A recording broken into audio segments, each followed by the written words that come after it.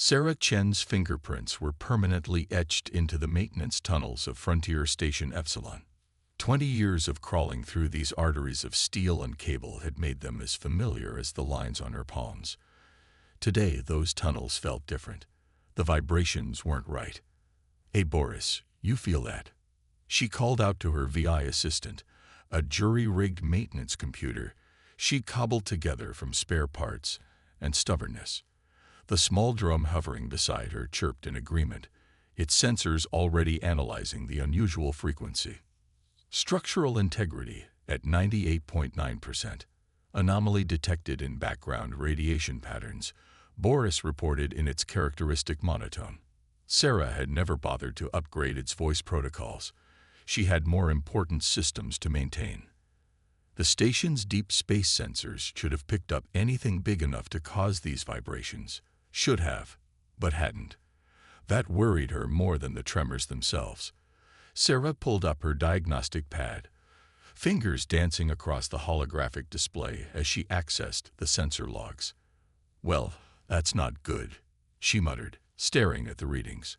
The sensors weren't malfunctioning. They were being actively blocked by something. Something big. The emergency alert blared before she could investigate further. "All personnel, battle stations, unknown fleet approaching from Vector 227. This is not a drill. Repeat, this is not a drill." Sarah didn't move toward an evacuation point like the protocol demanded. Instead, she pressed deeper into the maintenance shaft, making her way to the central sensor hub. If something was coming, she needed to know exactly what they were dealing with.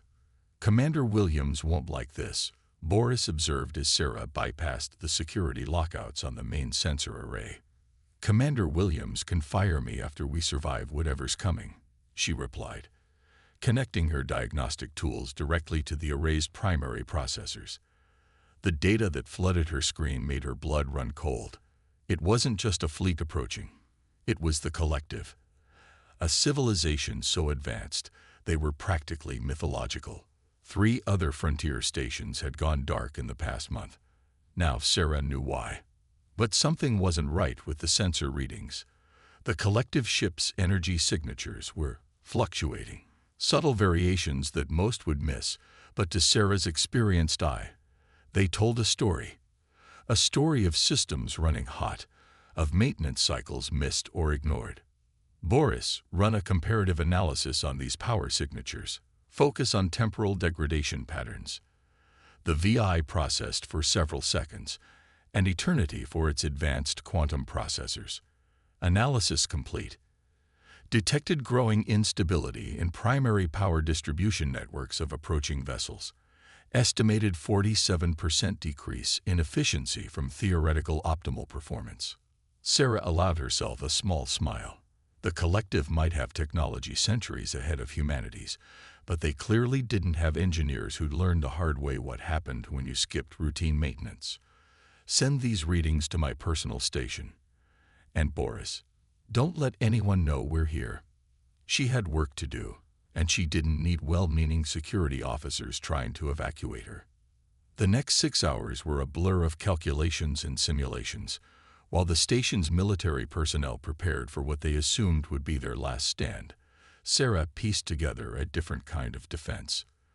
The collected ships were marvels of engineering, but they were suffering from the ultimate curse of advanced technology, complexity. The more advanced the system, the more points of failure. When the first transmission came from the collective fleet, Sarah was elbow-deep in modifying the station's electromagnetic pulse generators. The alien voice that boomed through the station's comm system was exactly what she expected. Arrogant, assured of their superiority. "Humans of Frontier Station Epsilon, your resistance is futile. Our technology surpasses yours in every way. Surrender now, and we will be merciful." Commander Williams' response was admirably defiant, but Sarah barely heard it. She was too focused on the subtle harmonic distortion in the transmission. Another sign of poorly maintained communication systems. "Boris, calculate the resonant frequencies of their command and control networks based on that transmission. I think I just found our way in." The VI's processors hummed. Caution advised. Proposed action carries significant risk of catastrophic system failure. That's the idea. Sarah grinned, making the final adjustments to her modified pulse generator. Sometimes you have to break something to fix it properly. The collective had sent their most advanced fleet to conquer humanity, but they were about to learn a harsh lesson about the importance of basic maintenance and the danger of underestimating a human engineer with something to prove. Sarah took one last look at her diagnostic readings and keyed her comm. Commander Williams, I think I found a way to turn their greatest strength into their biggest weakness, but you're probably not going to like it. The silence that followed her transmission was broken only by the steady hum of the station's systems that Sarah had maintained, upgraded, and sometimes sweet-talked into working for 2 decades. She knew every quirk, every flaw, and every strength of human engineering. Now it was time to show the collective what happened when they brought their poorly maintained superweapons into her territory. Commander Williams' voice crackled over Sarah's modified comm unit. Engineer Chen, you have exactly 2 minutes to explain why I shouldn't have security drag you out of that maintenance shaft. Sarah continued calibrating her equipment while she responded. Because, Commander, the collected ships are singing, and they're badly out of tune. This isn't time for metaphors, Chen. Not a metaphor, sir. Sarah gestured to Boris to project her findings. Their biomechanical integration systems, the technology that makes their ships so advanced, it operates on specific harmonic frequencies, like a symphony where every instrument has to be perfectly in tune. But they've gotten sloppy. The frequencies are degrading. The silence that followed told her she had the commander's attention. Their ships are thousands of times more advanced than ours, Sarah continued, but they've forgotten the basics. They're so reliant on automated maintenance that they don't even recognize the warning signs anymore. Each ship in their fleet is like an instrument playing slightly off-key. Through her jury-rigged sensors, Sarah watched the collective fleet's formation. Their ships moved with an eerily organic grace, more like a school of fish than mechanical vessels. Beautiful, but she could see the imperfections now, microscopic delays in their responses, tiny variations in their power signatures. Boris, show the commander the temporal analysis. The VI projected a complex waveform pattern. Collective vessel response times show increasing variance from optimal patterns. Current degradation suggests critical systems operating at 73% efficiency. They're not just out of tune, Sarah explained. They're getting worse. Each time they use their advanced systems, the harmonic disruption increases. They're so focused on their superiority that they can't even see their own decay. A new voice cut into the conversation. The station's chief tactical officer, Lieutenant Rivera. That's fascinating, Chen, but how does this help us survive the next hour? Sarah smiled. Because their entire fleet operates on the same harmonic principles. Their ships don't just work together. They're literally synchronized at a quantum level. It's what makes them so powerful. But if they're all connected, they're all vulnerable to the same disruption. Williams finished. Exactly. Sarah patched in her modified sensor readings. Look at their command ship. The power fluctuations in their main drive are cascading through the entire fleet. They're compensating for now, but barely. She brought up another display, this one showing her modifications to the station's systems. I've reconfigured our electromagnetic pulse generators to match their harmonic frequencies. We can't outfight them, but we might be able to push their systems past the breaking point. Might. Rivera sounded skeptical. It's that or surrender, Sarah replied. And I don't know about you, but I've spent too many years keeping this station running to give it up without a fight. The collective's next transmission interrupted their discussion. The alien commander's voice boomed through the station, but Sarah was more interested in the degrading signal quality. Their communications were getting worse. Your time for surrender has expired. Prepare to witness the full power of true technological superiority. Sarah watched her readings spike as the collective fleet began powering up their primary weapons. The harmonics were becoming more unstable by the second. Commander, she said quietly. "We need to decide now. My way might destroy the station's power grid. Their way will definitely destroy everything." William's response was immediate. "Do it." Sarah's fingers flew over her controls, making final adjustments. "Boris, initiate harmonic pulse sequence. Target their command chip's drive frequency." "Warning," Boris chirped. "Power requirements exceed safety parameters. Station systems may experience catastrophic failure." "Story of my life," Sarah muttered. "Execute anyway." The station's lights dimmed as power was diverted to Sarah's modified pulse generators.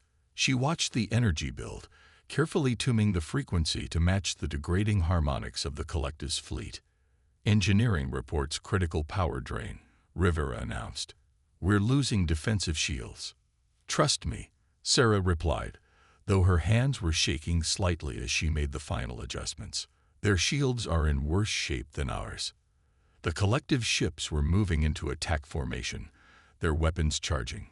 Sarah could see the harmonic disruption spreading through their fleet like cracks in glass.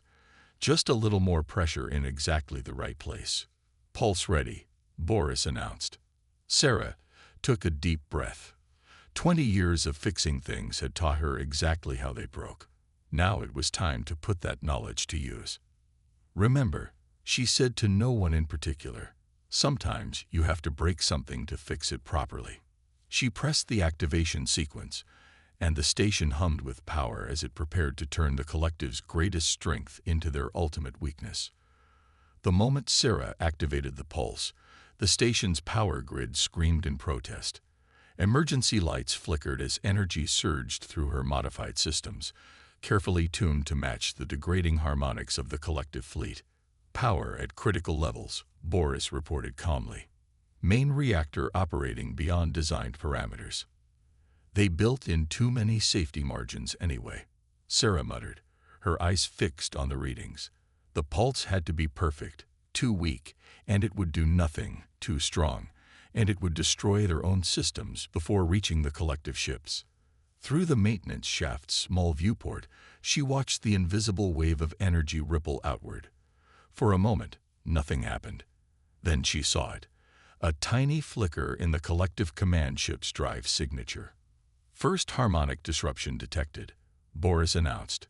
"Collected vessel power systems showing increasing instability." Sarah allowed herself a small smile. "Like dropping a pebble in a pond," she said. "Watch the ripples." The effect spread through the alien fleet like a cascade of falling dominoes. Ship after ship began showing power fluctuations as their perfectly synchronized systems tried to compensate for the disruption. "Their weapons are powering down," Lieutenant Rivera reported, surprise evident in his voice. "No, wait. They're trying to power up again, but something's wrong. They can't maintain weapon coherence without stable harmonics," Sarah explained, her fingers dancing across her controls as she fine-tuned the pulse frequency. "The more they try to power up, the worse it gets." The collective's response was immediate and predictable. Their ships began pushing their systems harder, trying to overcome the disruption through brute force. Sarah had counted on that reaction. "Collective vessels showing critical power spikes," Boris reported. "Harmonic degradation accelerating beyond predicted parameters." Commander Williams' voice cut through the chaos. "Chen, what exactly is happening out there?" Sarah watched another wave of disruption ripple through the alien fleet. "They're making it worse. Their automated systems are trying to compensate, but they don't understand what's really wrong. It's like trying to fix a quantum fluctuation with a sledgehammer." A new transmission cut through their channel. The collective commander, but this time their voice carried an edge of panic. What are you doing to our ships?" "Teaching you a lesson about maintenance," Sarah muttered, but she kept that comment off the main channel. Instead, she focused on adjusting the pulse frequency to match the evolving chaos in the alien fleet. The next few minutes were a symphony of technological karma. The more the collective tried to assert control over their ships, the more their systems fought against them. Sarah's pulse had introduced just enough harmonic disruption to turn their own complexity against them. "Boris," Show me the command chip's power curve. The display materialized before her, showing exactly what she'd hoped to see. The alien vessel's energy signature was oscillating wildly, its automated systems caught in a feedback loop of their own making. "They're going to have to shut down," she announced. "Their systems can't handle this level of harmonic disruption. If they don't power down soon, they'll tear themselves apart." As if to emphasize her point, one of the smaller collective vessels suddenly went dark, its biomechanical systems temporarily overloaded. Then another, and another. "Collective fleet showing widespread system failures," Boris reported. "Estimated 60% of vessels experiencing critical malfunctions." The alien commander's next transmission was markedly different from their earlier arrogance. "Stop, please. How are you doing this?" Sarah keyed her comm. "Commander Williams, I think they're ready to talk." "About what?" Williams asked. "About the fact that they have two choices," Sarah replied, watching the continuing cascade of failures through the alien fleet. "They can either shut down their systems voluntarily for a controlled reset, or they can watch their entire fleet tear itself apart trying to fix a problem they don't understand." She paused, then added, "And maybe about the importance of regular maintenance schedules." The silence that followed was broken only by Boris's steady stream of reports, documenting the continuing deterioration of the collective's once mighty fleet. Sarah could almost feel the aliens' confusion and fear. Their supposedly perfect technology was failing, and they had no idea why. "Detecting power-down sequence in collective command ship," Boris announced. Secondary vessels following suit. Sarah watched as ship after ship went dark, their crews finally accepting that their only option was to completely reset their systems. The mighty collective fleet, with all its advanced technology, had been brought low by something as simple as poor maintenance practices. "Chen," Commander Williams' voice carried a note of awe. "I think you just won a war with a wrench and an attitude." Sarah was already gathering her diagnostic tools. "No, sir. The war's not over yet. But now comes the part I'm actually good at." "What's that?" "Fixing things," she replied, heading for the airlock. "Because someone's going to have to help them repair their ships, and I have a feeling they could use a lesson in proper maintenance procedures." The real victory, she knew, wouldn't come from defeating the collective. It would come from teaching them that even the most advanced technology needed someone who understood the basics of keeping it running. The sight of a human engineer floating toward their command ship must have been the last thing the collective expected. Sarah guided her maintenance pod through the debris field of abandoned drones and disabled support craft, Boris hovering faithfully beside her. Multiple collective vessels still showing critical system instabilities, Boris reported, detecting numerous maintenance requests on emergency channels. "Of course you are," Sarah muttered, "because nobody ever thinks about maintenance until something breaks." She keyed her comm. "Collective command. This is Engineer Chen. Permission to board and assess your systems." The response was immediate, though notably less imperious than their earlier communications. You wish to assist us, after what you did to our fleet." "What you did to your fleet," Sarah corrected, maneuvering around a particularly large piece of debris. "I just showed you the consequences of neglecting basic maintenance. Now, do you want help fixing it, or would you prefer to drift in space while your biomechanical systems continue to degrade?" Another pause, shorter this time. "Permission granted, but be warned, any hostile action will result in my immediate disintegration." "Yes, I know." Sarah rolled her eyes. "But right now, I'm the only one who understands exactly what's wrong with your ships. So maybe save the threats until after we get your fleet operational again." The collective's docking procedures were unnecessarily complex, but Sarah managed to guide her pod into their receiving bay without incident. The interior of their command ship was exactly what she'd expected. A bewildering fusion of biological and mechanical systems, all of it far more advanced than anything humanity had achieved, and all of it showing signs of chronic neglect. "Oh, you've got to be kidding me," she muttered, running her diagnostic tool over the nearest wall. Boris, are you seeing these maintenance logs? Affirmative. Last recorded manual inspection of primary systems, 47 standard cycles ago. Automated maintenance protocols show significant deviation from optimal parameters. A group of collective engineers, or at least Sarah assumed they were engineers, approached her. Their biomechanical suits pulsed with unstable energy patterns, a mirror of their ship's condition. "How did you do this?" one of them demanded. "Our technology is far superior to yours. Our systems are self-maintaining, self-repairing." "And that's exactly your problem," Sarah interrupted, holding up her diagnostic display. "You relied so much on automation that you forgot the basics. Look at these harmonic patterns in your biomechanical interfaces. When was the last time anyone actually checked them manually?" The aliens exchanged glances. "The systems are self-diagnosing," another offered. "They report no significant issues." Sarah sighed.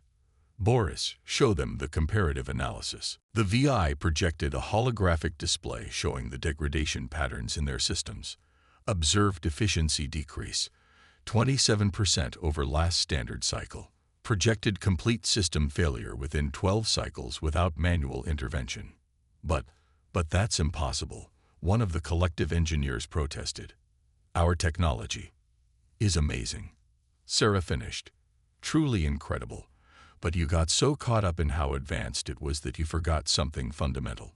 Complex systems need human oversight.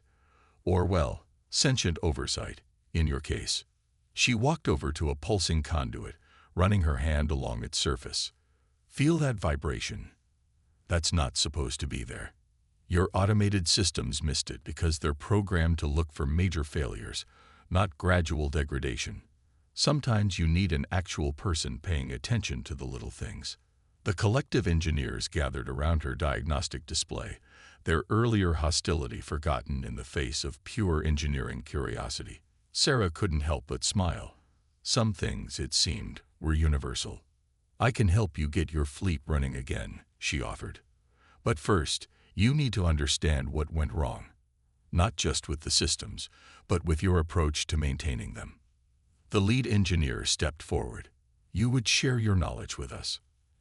"After we attempted to conquer your station," Sarah shrugged. "Engineers fix things. That's what we do.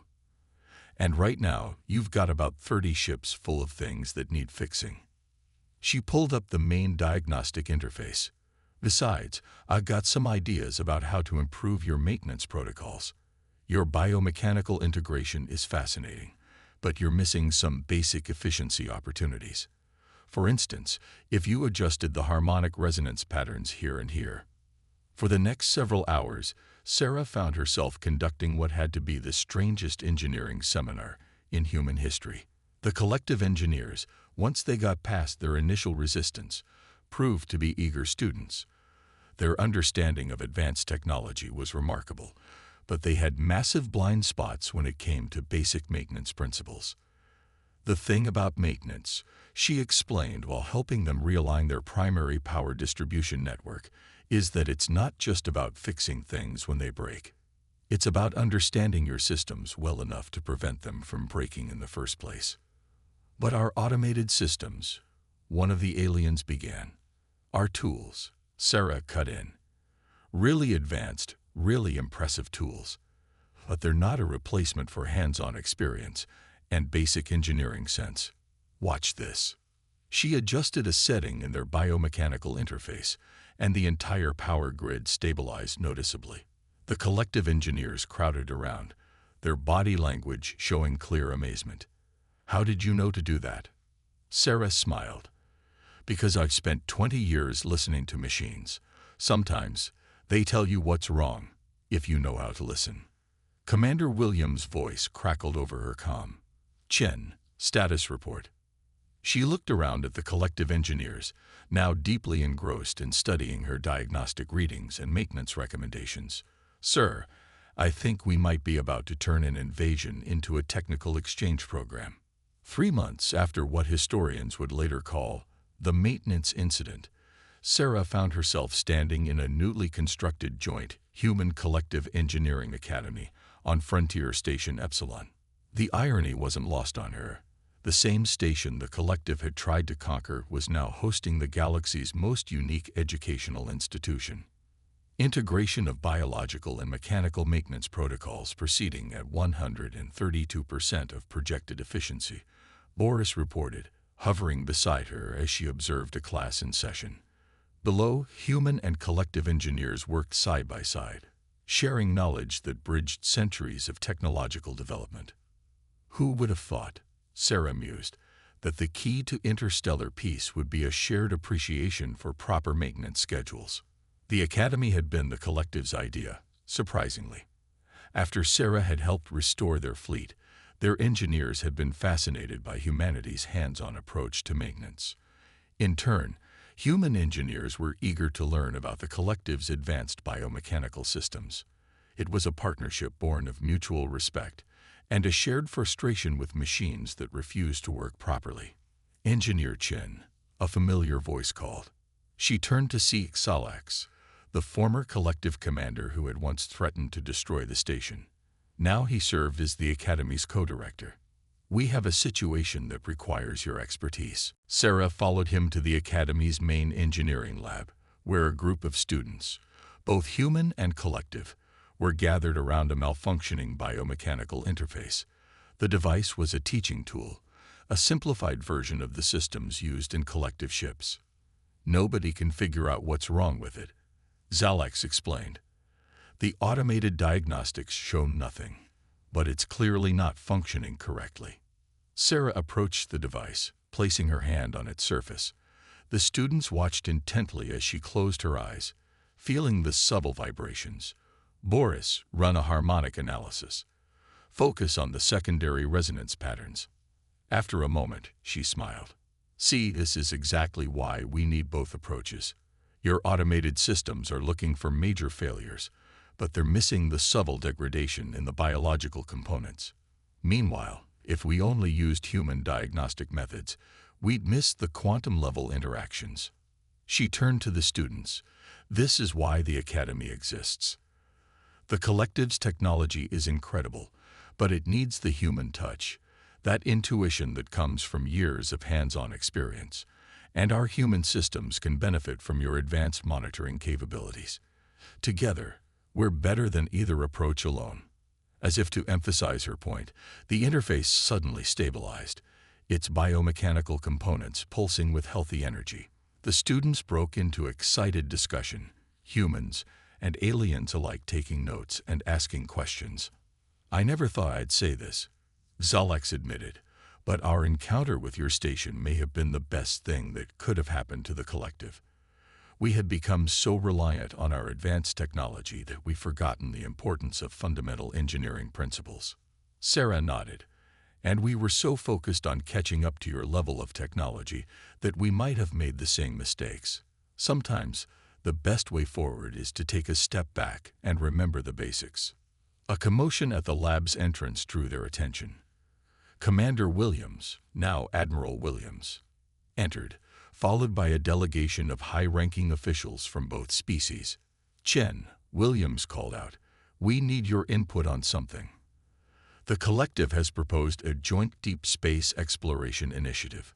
We'll be combining their biomechanical ship designs with our maintenance protocols. They want you to head up the engineering division. Sarah blinked. Me? But I'm just a maintenance engineer. Exactly, Xalax interjected. You're the one who showed us that the most advanced technology is worthless without proper maintenance. Who better to lead this endeavor? Sarah looked around the lab, at the humans and aliens working together, at the blend of technologies old and new, simple and advanced. She thought about how far they'd come from that day when the collective fleet had appeared, threatening destruction. "Boris," she said finally, "what do you think? Ready for a new adventure?" The VI's lights pulsed in what Sarah had come to recognize as enthusiasm. Calculating probability of successful integration of human collective engineering protocols. High likelihood of positive outcomes. Also, your coffee maker needs cleaning. Sarah laughed. Some things never changed, no matter how advanced the technology got. Well then, I guess we better get started. After all, The basics of good maintenance apply everywhere, even in deep space. As she began discussing the details of the joint initiative, Sarah couldn't help but smile. The universe had sent the collective's greatest warriors to conquer humanity, and humanity had responded by sending a maintenance engineer with a wrench and an attitude. In the end, it wasn't superior technology or military might that had made the difference. It was the simple understanding that everything, no matter how advanced, needed someone who cared enough to maintain it properly. And sometimes, that understanding could bridge gaps far greater than mere technological differences. It could transform enemies into allies and turn a potential war into an opportunity for growth and collaboration. The future, Sarah decided, looked bright. A bit complicated, probably in need of regular maintenance, but bright nonetheless.